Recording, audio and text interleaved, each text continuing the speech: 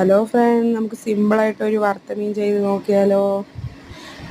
ഞാനങ്ങനെ ഇഞ്ചിയും വെളുത്തുള്ളിയൊന്നും ചേർക്കത്തില്ല.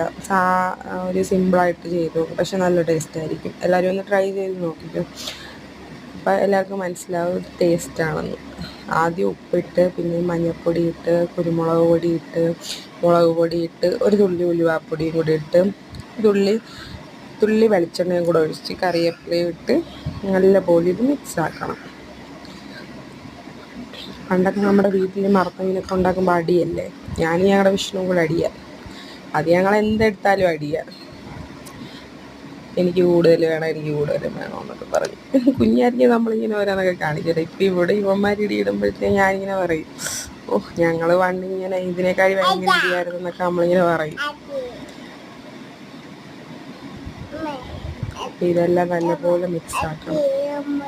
ഇച്ചിരി പെരുംജീരകവും കൂടെ ഇട്ട് കൊടുക്കും. പെരുംജീരകത്തിൻ്റെ പൊടിയായിട്ട് ഇട്ട് കൊടുക്കേണ്ട. പക്ഷേ എൻ്റെ ഈ പെരുംജീരകം ഉള്ളത് പെരുംജീരകം ഇട്ടുള്ളൂ. പെരുംജീരകം വെച്ചാൽ മറ്റേ വലിയ ജീരകം, അതും കൂടി ഇട്ടുകൊണ്ട് നല്ല ടേസ്റ്റ് ആയിരിക്കും.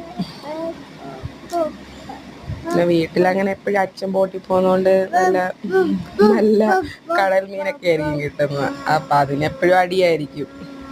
എല്ലാ ദിവസവും ഞങ്ങൾ കുഞ്ഞായിരിക്കുമ്പോഴൊക്കെ എല്ലാ ദിവസവും മീൻ കാണും പിന്നെ വീട്ടിൽ.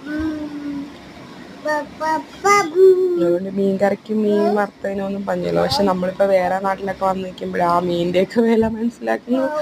നമുക്ക് മീനും കിട്ടത്തില്ല, ഒന്നുമില്ല. പിന്നെ ഇതൊക്കെ ഇവിടുത്തെ മീനൊക്കെ മേടിച്ച് കൂട്ടേണ്ട അവസ്ഥയാവില്ല. എന്നാലും നല്ലപോലെ മിക്സാക്കിയിട്ട് നമുക്ക് പിന്നെ കുറച്ചൊരു 10 മിനിറ്റ് എല്ലാം വയ്ക്കാം. മസാലയൊക്കെ ഒന്ന് പിടിക്കണ്ടേ. അതിനുശേഷം നമുക്ക് വറുത്തെടുക്കാം.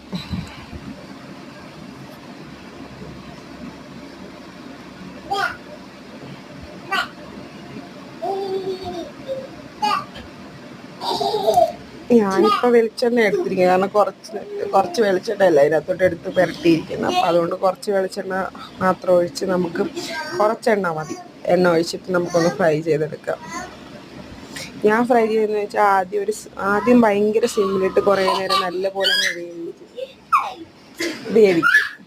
വേവിച്ചിട്ട് പിന്നെ ഇച്ചിരി കൂട്ടി വെച്ചിട്ട് നല്ലപോലെ ഒന്ന് മൊരിച്ചെടുക്കും. അപ്പോൾ നല്ല കളറിലും വരും, നല്ല ടേസ്റ്റും ആയിരിക്കും. എല്ലാവരും ഒന്ന് ചാനലൊന്ന് സബ്സ്ക്രൈബ് ചെയ്യണേ കൂട്ടുകാരെ.